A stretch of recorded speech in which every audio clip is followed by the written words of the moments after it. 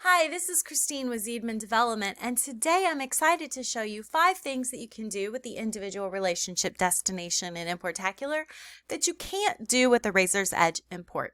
So you can see that I'm already on a template here. And I would like to start by showing you our criteria sets. So if you've been working in Importacular, you do know that criteria sets are how Importacular matches data in your data source to data that's in Razor's Edge.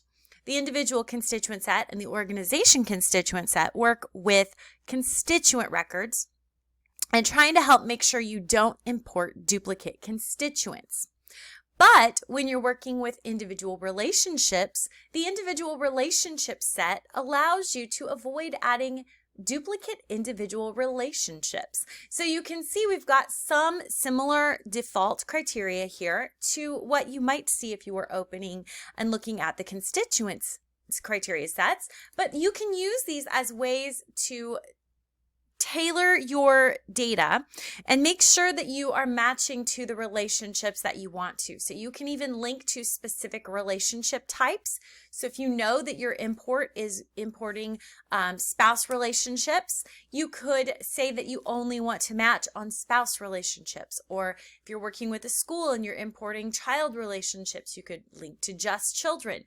So really depending on what you're importing, this allows you to do some tweaking and making sure that you match to the specific relationship that you want to update if it already exists in Razor's Edge. So that's the first thing, is the ability to match to those existing relationships. Second thing that I want to show you is that we're actually importing 2 new constituents at the same time. So we've got one main constituent mapping up here at the top, and then we've also got a second constituent mapping for a parent here at the bottom. Both of those can be new constituents, and when we run this import, we're going to not only make 2 new constituents, but we're also going to make a new relationship between them. So definitely something you cannot do in the Razor's Edge import tool. We also have the option to convert existing non-constituent relationships into constituent relationships. So if we're looking here at this parent number 1, if I come over here to my area settings, you can see that I have the option to convert that existing non-constituent relationship to a constituent relationship. I can also opt to just add a new constituent relationship in addition to an existing non-constituent, or I can opt to ignore a new constituent and retain the existing non-constituent. So lots of different options and things that you can do here so that you can update what's already in Razor's Edge rather than adding duplicate information. So similar to the fact that we were able to add 2 new constituents at the same time, you can also import an entire family at the same time, and you can create these records and relate them to each other. So you can see here that I have parent 1, parent 2, and then I've related parent 1 and parent 2 to each other.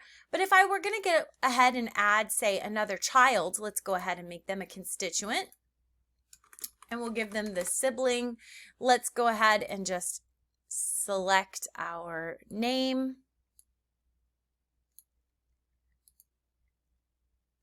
And then we do need to go ahead and add that reciprocal and that relationship. So let's just add sibling to both of those.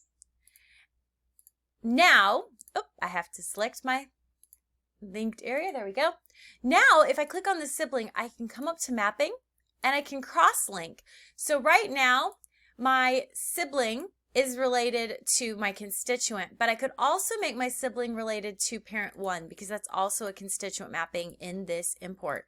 So I can then check those boxes. I can say that parent 1 is the parent, and I can say that the sibling is the child.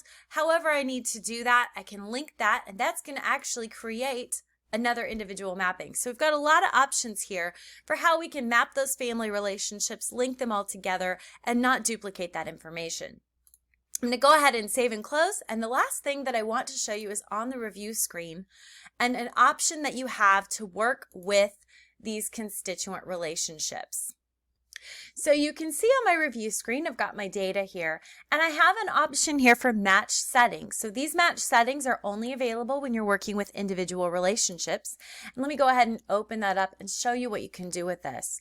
So this is specific to working with your head of household information, and it allows you to determine what you want to do in cases where the data here matches the spouse in Raiser's Edge, but the data here is relating to the non-constituent spouse. So you have a couple of choices. The first one is to not process any special relationship settings. So if you don't want to use this, leave it there. That's the default.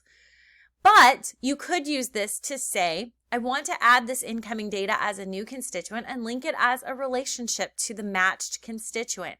So that allows you to say that if Bill and Judy Jones are spouses and Bill is showing as the match, but Judy is the data that's coming, we could select this. It's going to create Judy as a relationship to Bill. And it's going to allow us to add the gift and all the information to Judy, but linking her to Bill as a relationship. The other option is if you want to maintain Bill and Judy as Bill main constituent, Judy non-constituent, you can choose this third option, and you can choose areas where you don't want to update the incoming data. So one area where this could be very helpful is if Bill and Judy are in Raiser's Edge, Bill is the constituent, Judy is the non-constituent. You may not want to do any updates in the constituent area because you don't want to overwrite Bill's name with Judy's name. You don't want to add, maybe you don't want to add the email address to Bill's account. You just want to specifically go in manually and add it to Judy's or something like that. You can go through all of these areas and you can determine what you want to add to Bill's account based off of what Judy entered into your online giving form. So a lot of functionality here that you can tailor to what you need your data to look like. I hope that this has been helpful for you to understand some of the things that the individual relationship destination can do that you can't do in a Raiser's Edge import. Thanks for joining me today and have a great day.